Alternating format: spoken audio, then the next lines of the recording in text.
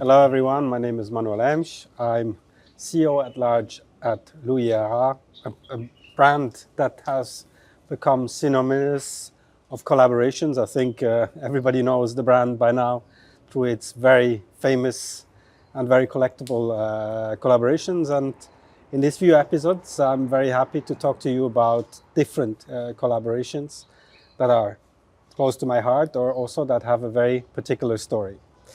Let's start with the first, because this been the first collaboration that Louis Erard ever did, was with the famous Alain Silberstein, himself one of the initiators of independent watchmaking back in the 90s, that has become very famous for his design aesthetics, this kind of Bauhaus-inspired design aesthetics, the square, round, triangle, blue, yellow, red, that I think everybody has pretty much in mind, and that since our first collaboration in 2019 has done a lot of different collaborations with a lot of different brands.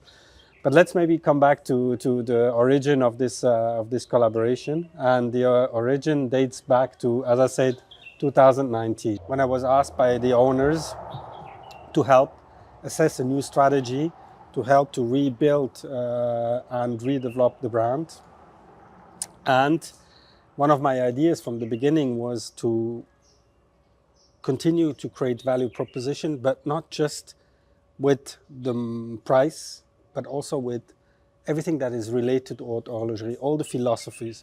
We're talking craftsmanship, métier d'art, we're talking finishings, but we're also talking people. And I think one of the very important elements about haute horlogerie or high-end watchmaking is the people.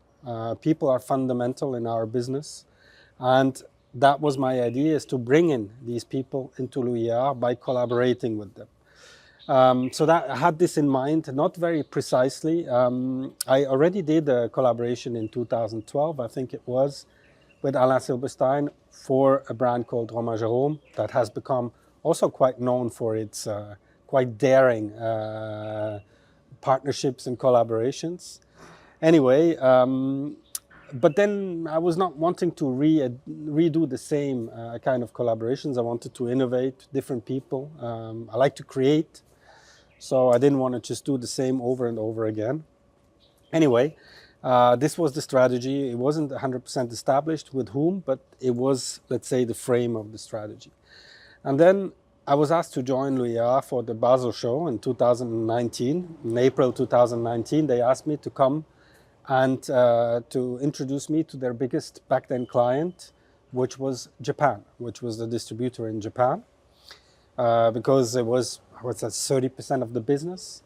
And it was obviously very important for them that the Japanese client understood that there's a new strategy, there's a new dynamics, so that they are motivated to continue.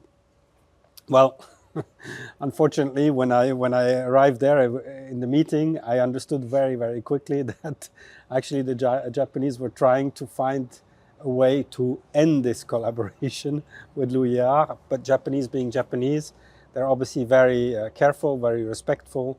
They're always trying to say things with a lot of attention. But I understood that they're just waiting for the right moment to drop this bomb of ending the collaboration. And I said in my head, okay, I need to find something to make them excited. And I had this idea of collaboration. I was okay, I need to drop a name, something that gets them all excited. Alain Silberstein is the man in Japan. So I pulled this card towards the Japanese retailer, say, you should not stop, because soon we're going to create a collaboration with Alain Silberstein. So the Japanese went obviously crazy, saying, oh, great, oh, what is this?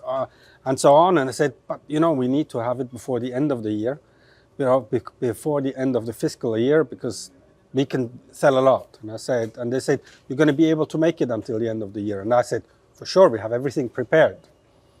Well, we didn't, obviously. So after this meeting, the first thing I did is basically, I took my phone out, I dialed Alain Silberstein.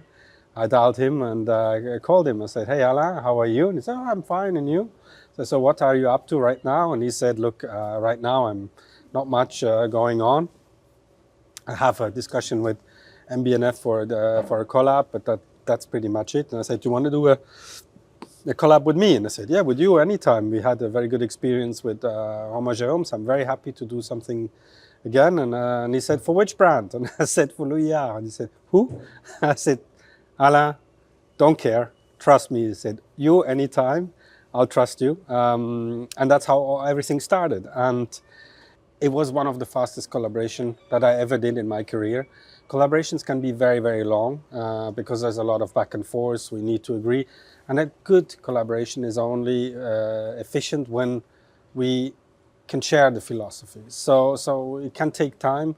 Certain collaborations I've been doing in my career took 4 years, 3 years.